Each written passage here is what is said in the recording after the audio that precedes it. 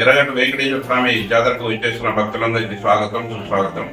గత 14 సంవత్సరాలుగా ఈ అన్నప్రసాద కార్యక్రమం విశ్వసేన సత్యంగ సేవా సమితి ఆధ్వర్యంలో దాతల సహకారంతో నిర్వహించబడతా ఉన్నది.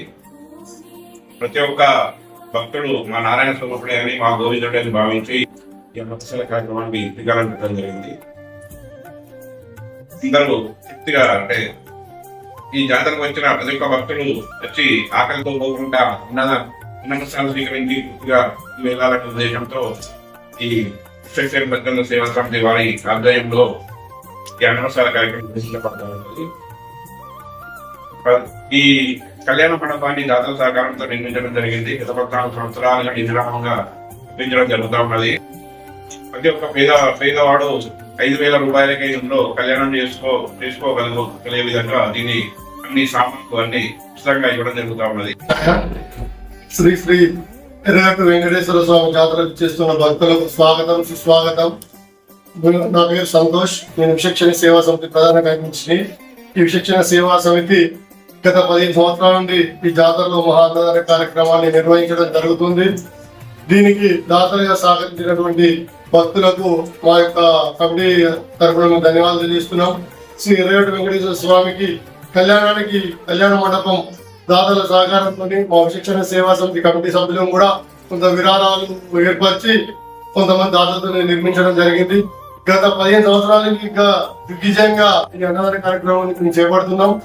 ఇట్టి సహకరించిన దాతలకు మా యొక్క ధన్యవాదాలు. శ్రీ వెంకటేశ్వర స్వామి రేగంపేట జాతర విశ్వసేన సమితి వాళ్ళు ఇక్కడ అన్నదానం చేస్తా ఉంటే దీనిలో ఒక దాతగా నేను చేరి సేవ చేసుకుంటూ ఇంకో 10 మందిని దాతలు చేర్పించుకుంటూ దిగ్విజయంగా పూర్తి చేస్తున్నాము.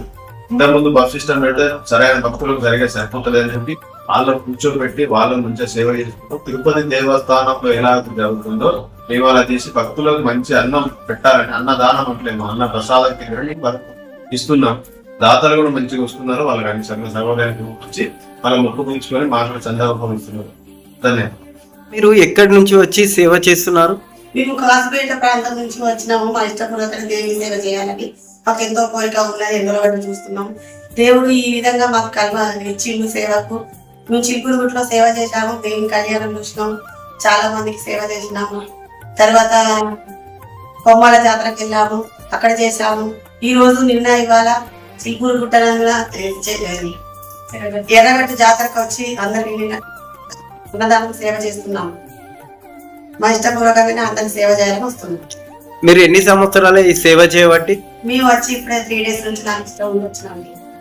ఇంకా ఎన్ని సంవత్సరాలు అవుతుంది మీరు ఈ సేవలు చేయబట్టి? 4 సంవత్సరాలు అవుతుంది. మేము టీం 20 మంది ఉన్నాము. అందరం కలిసి సేవ చేస్తున్నాము. మేము మా సంతా ఓన్గానే డబ్బులు ఖర్చు పెట్టుకొని మేము ఓన్గా చేయాలని చేస్తున్నాం దేవుని సేవ. మేము ఇతర డబ్బుల కోసం ఆశిస్తలేము. మేము దేవుని సేవ ఇష్టపూర్వకంగా చేస్తున్నాం. మనస్ఫూర్తిగా దేవుని సేవ చేస్తే మాకు ఎంతో మనశ్శాంతి కలుగుతుందని మేము 4 సంవత్సరాల నుంచి దేవుని సేవ చేస్తున్నాము.